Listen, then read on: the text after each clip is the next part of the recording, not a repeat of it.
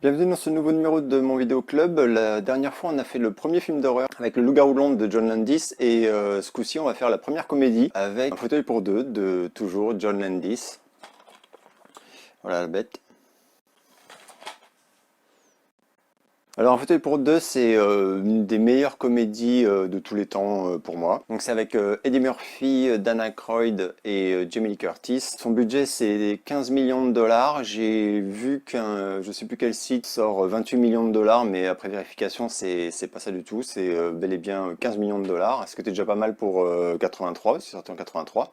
Et il a rapporté un peu plus de 90 millions, donc c'est quand même un beau succès, quoi. Alors il dure 116 minutes, presque 2 heures, ce qui était assez rare à l'époque, c'est toujours rare d'ailleurs pour les comédies, et ça l'a pas empêché de cartonner, quoi.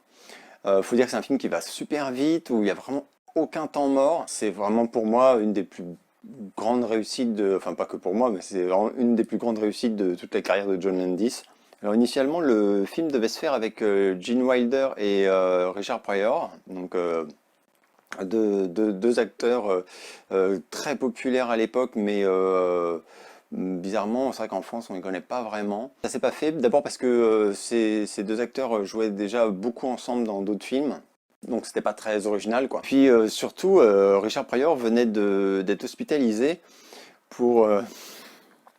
ça n'a vraiment rien de drôle, mais il s'était en fait mis le feu à lui-même involontairement. Alors j'ai cherché sur le net pour essayer de comprendre qu'est-ce que ça veut dire vraiment. Qu'est-ce que tu entends par là? Et j'ai pas trouvé de plus de détails, si ce n'est que donc il s'est immolé par accident. Voilà, bon, je plaisante parce qu'il s'en est quand même bien sorti, quoi, hein, mais voilà. En tout cas, à ce moment-là, il était de toute façon pas en état de faire quelque film que ce soit. Et la Paramount venait de voir le film 48 heures avec Nick Nolte et Eddie Murphy, qui n'était pas encore sorti, mais comme c'était un film Paramount, eux, ils l'avaient visionné, évidemment, et ils avaient été très impressionnés et totalement séduits par la prestation, faut dire, absolument géniale de Eddie Murphy. Et donc ils ont suggéré, qui n'était pas du tout une star encore, en fait, n'était même pas vraiment connu, en tout cas dans le cinéma, et ils l'ont suggéré à John Landis. Du coup, John Landis, il a visionné 48 heures, il a trouvé ça fabuleux, il a trouvé qu'Eddie Murphy était dément, et donc il a dit, ok, banco, on le fait avec lui. Pour le partenaire, John Landis a proposé Dan Aykroyd, avec qui il avait déjà bossé sur les Blues Brothers avec le duo Aykroyd-Belushi, mais Belushi donc était décédé. Et en fait, la Paramount était pas très enthousiaste parce que pour eux, justement, sans Belushi, Dan Aykroyd, c'était pas quelqu'un de très très intéressant et ils n'avaient pas trop confiance. Donc il a fallu que John Landis insiste pas mal. Et il a fini par les convaincre. Et il a dû se battre également pour imposer Jamie Lee Curtis, puisque pour la Paramount, Jamie Lee Curtis, elle s'était rendue célèbre avec le film Halloween. Pour eux, c'était juste une nana qui ferait des films d'horreur et des trucs de ce genre, et il imaginait pas du tout dans une comédie. Alors quand on sait qu'après, elle a fait Un poisson nommé Vanda, True Lies, enfin, etc., ça semble fou, quoi. Et puis à quel point elle est géniale dans Un fauteuil pour deux.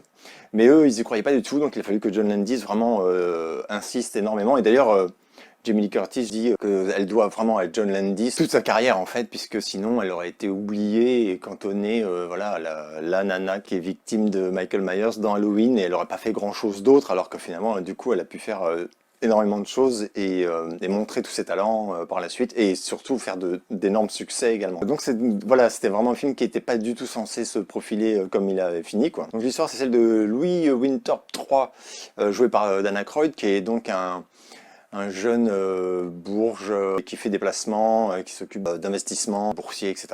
Pour donc oui, une banque qui s'appelle Duke and Duke, qui est donc dirigée par deux frères qui sont deux vieux, on dirait un peu les vieux dans le Bébé de Show pour ceux qui se souviennent, qui sont très cyniques. Enfin, il y en a un en fait, un des deux qui est très très cynique et l'autre qui l'est moins. Donc le film commence par une sorte d'accrochage entre Louis Winthorpe III et Billy Ray Valentine, qui est joué par Eddie Murphy et qui est lui un SDF, enfin pratiquement SDF, qui évite combine, qui passe son temps à gruger les gens pour survivre, enfin, et qui est donc un noir. Je dis parce que ça a une importance, et le film est, enfin j'y reviendrai par la suite, mais c'est un film qui est extraordinaire parce qu'il est à la fois donc drôle, on peut le voir comme un truc assez léger, mais derrière il y a vraiment une couche de satire sociale vraiment très très puissante et assez féroce. Ils vont s'accrocher, il va y avoir un incident et donc Eddie Murphy va se faire foutre dehors en fait de la banque, enfin parce qu'il donc il y a eu une altercation avec Dan Aykroyd et les deux frères, les patrons de la banque en fait voient ça et il y a un des deux frères qui va dire à l'autre Cet homme est le produit d'un mauvais environnement. Il n'y a absolument rien de mauvais en lui et je le prouverai. Comment il n'y a rien de mauvais en lui, Randolph? C'est un nègre. Je suis persuadé qu'il volait avant de savoir marcher. Son frère, lui, par contre, n'est pas du tout d'accord et dit je pense que c'est l'environnement social et la situation qui influencent et que donc, il dit si les rôles étaient inversés, ce Clodo deviendrait exactement comme Louis Winthorpe et si Louis Winthorpe perdait sa situation et devenait sans moyens, etc., il perdrait aussi ses bonnes manières. Et donc, ils vont faire un pari pour $1 que l'autre frère donc ne sera pas capable de faire changer le SDF et de faire changer Louis Winthorpe. Donc ils vont influencer, magouiller quoi, pour que Louis Winthorpe perde tout. Ses cartes bleues ne marchent plus, on fait semblant de ne pas le reconnaître au bureau, donc on lui interdit l'accès, on dit qu'on ne sait pas qui c'est, etc. Il se retrouve complètement à la rue. C'est atroce. Et pendant ce temps-là, parallèlement à ça, Eddie Murphy est alpagué par les deux frères qui lui disent « On va vous initier au métier, installez-vous, vous êtes chez vous, tout ça est à vous, etc. » Et vraiment, ils le mettent à la place de l'autre, quoi. Donc on voit le scepticisme de Valentine, donc de Eddie Murphy, qui va donc assez rapidement apprendre, s'habituer et devenir vraiment le cliché quoi de la personne qui est arrivée et qui méprise ceux qui ont une moins bonne position sociale, etc. Et pendant ce temps-là, Winthorpe, lui, il est totalement en déchéance absolue. Donc, il est aidé par Jamie Lee Curtis, qui est donc une prostituée, à qui il fait de la peine, en fait, mais qui croit son histoire, parce que donc lui, bien sûr, il essaie de convaincre tout le monde qu'il y a une injustice monumentale qui est en train de se produire. Et quand il constate, en fait, que Eddie Murphy a pris sa place, quoi, tout simplement, il va essayer de lui parler, mais il va pas vraiment y arriver. C'est Eddie Murphy, en fait, je spoil, mais c'est Eddie Murphy qui va se rendre compte il va découvrir le poteau rose, quoi, en fait, tout simplement. Il va être complètement choqué et écœuré, quoi. Et ils vont, en fait, s'associer tous les trois, donc Winthorpe, Valentine et Jamie Lee Curtis, pour donner une leçon, en fait, aux deux vieux salauds. Et là, je raconte pas le final, mais c'est un final qui est énorme et extrêmement malin et cruel en même temps. C'est absolument génial. C'est vraiment... la fin de ce film, c'est fabuleux. Énormément de scènes cultissimes. Les répliques sont extraordinaires. C'est écrit, c'est fabuleux, quoi. Alors j'ai vu que le scénariste, c'est Timothy Harris, qui est un écrivain, mais qui avait également travaillé sur 48 heures, le scénario de 48 heures, avec donc Eddie Murphy, qui s'était fait juste avant, et qui par la suite a travaillé sur le scénario d'un autre film pour Walter Hill, qui était donc le réalisateur de 48 heures, et dont le sujet d'ailleurs en plus est assez proche, je l'ai pris là, c'est Brewster's Million, ça s'appelle en anglais, et en France c'est Comment claquer $1 million par jour. Un film que moi j'adore, qui a fait vraiment un bide avec donc Richard Pryor. Alors là, il s'était remis de ses brûlures, bon, c'est sorti plus tard ça, et John Candy, donc une de mes idoles comiques américaines. Alors ça, par contre, le film, il a fait un four, il a pas eu de bonne critique, et Walter Hill, d'ailleurs, plus tard, il a dit que oui, c'était un film de commande, il s'est un peu défaussé du truc, tout en maintenant qu'il en était quand même content et qu'il trouvait que le film était bon. Donc voilà, une comédie, si vous l'avez pas vu, franchement, c'est très drôle, c'est donc l'histoire d'un type qui est fauché et qui en fait apprend qu'il a un oncle ou je sais plus quoi qui est décédé et il peut hériter de $300 millions si pendant un mois il parvient à en dépenser 1 million chaque jour sans s'enrichir et sans faire de dons. Et s'il y parvient, il héritera les $300 millions. Moi, ça m'a fait hurler de rire, c'est absolument génial. John Candy est fabuleux. Richard Pryor, je trouvais qu'il était un peu... c'est un comique... j'ai jamais été hyper fan, j'ai 1 ou 2 films avec lui. Il avait un jeu assez particulier, quoi. C'est pas très finot, quoi. Mais là, il est quand même... c'est parfait.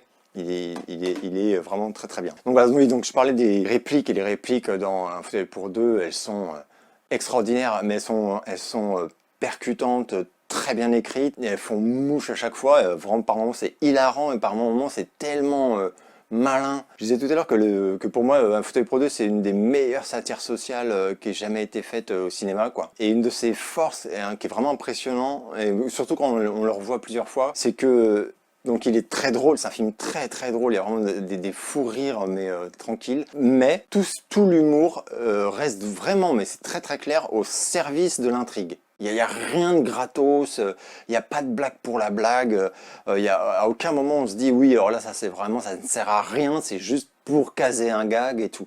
Non, mais jamais. Et en ça, c'est vraiment le scénario est extraordinaire. John Landis, de toute évidence, s'est vraiment fait plaisir. Je pense qu'il était super heureux d'abord de bosser avec Dan Aykroyd, qui était un de ses acteurs fétiches déjà. Avec Dan Aykroyd, il a tourné le film donc J'ai failli mourir, je vous en ai parlé l'autre jour, Drôle d'espion, avec Dan Aykroyd et Chevy Chase. Et Eddie Murphy, il a rebossé avec lui aussi sur Le flic de Beverly Hills 3. Clairement, il s'est fait plaisir et je pense qu'il était heureux de tourner avec ce trio d'acteurs. Ils sont tous vraiment mis en valeur. Ils ont tous des scènes, vraiment que ce soit Dan Aykroyd ou Eddie Murphy, il y en a pas un qui domine l'autre. Vraiment Dan Aykroyd, je veux pas raconter le film puisque le but c'est quand même aussi que sans doute des gens découvrent ce film après avoir vu cette vidéo. Mais vous verrez, bon, c'est un film de Noël, c'est d'ailleurs une des meilleures comédies de Noël, voilà, que vous trouverez. Il y a toute une séquence où Dan Aykroyd est en Père Noël, enfin voilà, c'est fabuleux.